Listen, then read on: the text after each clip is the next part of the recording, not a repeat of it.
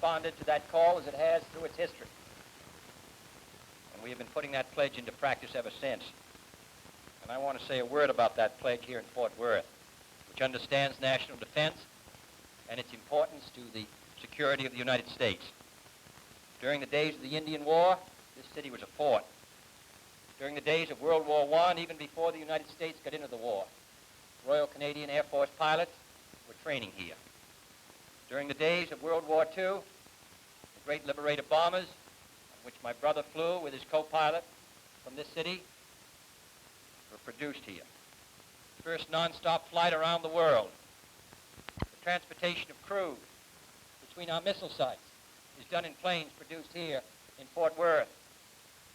So wherever the confrontation may occur, and in the last 3 years it's occurred at least 3 occasions, in Laos, Berlin, and Cuba, and it will again, wherever it occurs, the products of Fort Worth and the men of Fort Worth provide us with a sense of security. And in the not-too-distant future,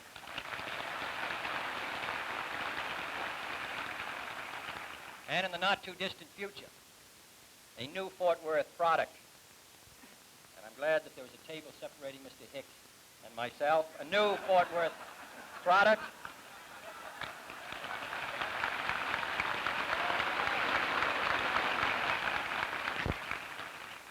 the TFX, Tactical Fighter Experimental. Nobody knows what those words mean, but that's what they mean. Tactical Fighter Experimental will serve the forces of freedom and will be the #1 airplane in the world today.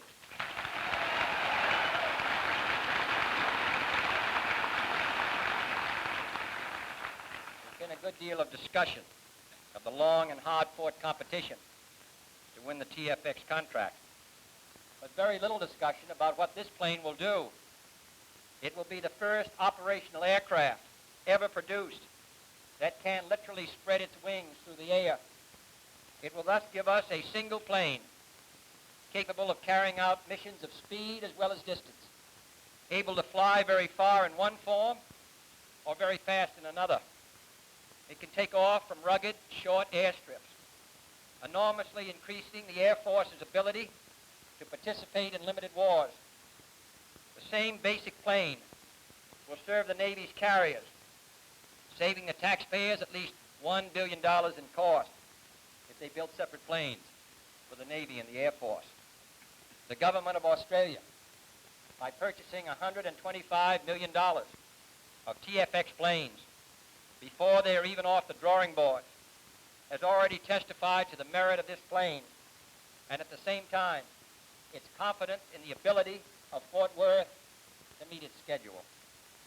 In all these ways, the success of our national defense depends upon this city in the western United States, 10,000 miles from Vietnam, 5,000 or 6,000 miles from Berlin, thousands of miles from trouble spots in Latin America and Africa or the Middle East. And yet Fort Worth and what it does and what it produces participates in all these great historic events.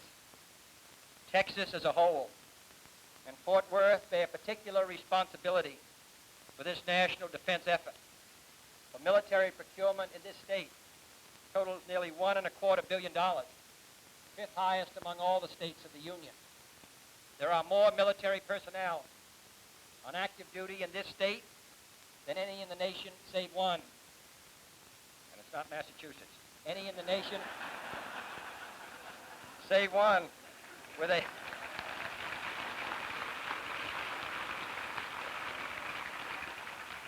combined military-civilian defense payroll of well over $1 billion. I don't recite these for any partisan purpose. They're the result of American determination to be second to none.